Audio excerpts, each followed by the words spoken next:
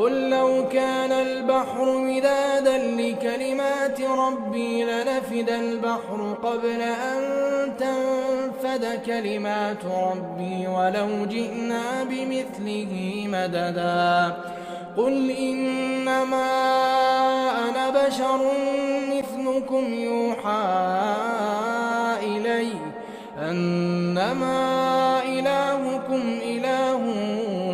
واحد فمن كان يرجو لقاء ربه فليعمل عملا